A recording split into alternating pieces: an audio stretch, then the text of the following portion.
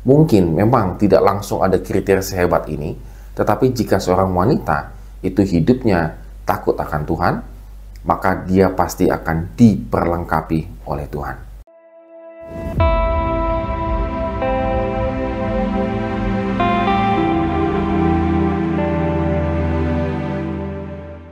Salam sahabat, Pendeta Fabio di sini, dan kita akan mulai lagi melanjutkan renungan kita di Amsal pasal 31. Akhirnya kita bisa menyelesaikan kitab Amsal ini setelah sekian lama saya memikirkannya begitu ya. Dan di bagian akhir ini sangat menarik karena begitu hebatnya Amsal menuliskan tentang seorang perempuan atau seorang wanita. Nah, ini adalah perkataan Raja Lemuel yang diajarkan oleh ibunya. Jadi kita bisa membayangkan dari masa kecilnya Lemuel sampai mungkin masa dewasanya si Lemuel, ajaran-ajaran ibunya sangat mempengaruhi kehidupan seorang Raja Lemuel. Nah, apa saja yang diberikan nasihat? Yang pertama adalah jangan minum anggur, ayat 4 sampai dan 7. Karena anggur itu akan membinasakan dan membuat orang lupa dan seterusnya. Maka kehidupan seorang raja yang dipengaruhi oleh anggur akan mengalami kegagalan. Yang kedua adalah headline utamanya itu hati-hati memilih istri.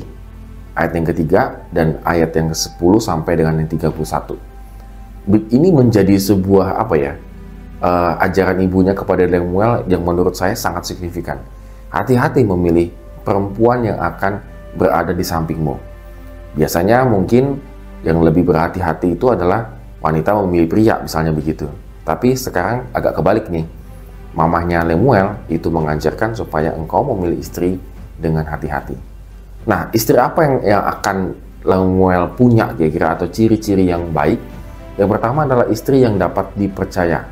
Di ayat yang ke-11. Jadi ini sangat penting, tidak mungkin ada pasangan hidup kita yang tidak kita percaya. Maka kita bisa membayangkan apa yang akan terjadi kalau muncul rasa tidak percaya itu. Yang kedua adalah mampu bekerja, di ayat 13 sampai 24. Bagaimana dia juga mampu berdagang, bekerja dan seterusnya.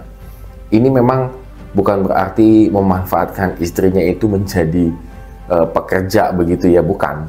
Namun mamahnya Lemuel ini mengajarkan supaya bagaimana Lemuel akan memilih seorang wanita yang betul-betul bekerja keras, bukan karena punya suaminya raja, kaya dan seterusnya, maka dia menjadi santai. Lalu yang ketiga, optimis, di ayat yang ke-25. Tetap optimis dalam kehidupannya. Ayat 26 mengajarkan dengan lemah lembut, mengajar dengan lemah lembut. Jadi seorang istri bukan hanya sekedar mampu bekerja, optimis dalam kehidupannya, tetapi mampu mengajar dan mendidik anak-anaknya. Nah, di ayat yang ke-27, mengelola rumah tangga. Jadi seorang istri yang cakap menurut ibunya Lemuel adalah dia mampu mengelola rumah tangga dengan sangat baik. Nah, memang menjadi sebuah pertanyaan. Kriteria ini sepertinya kriteria yang sangat luar biasa ya. Dan apakah bisa kita memilih pasangan seperti ini? Dan mungkin bagi Anda yang merasa sebagai perempuan, kayaknya ini luar biasa banget gitu ya. Kayaknya ini kriteria yang impossible.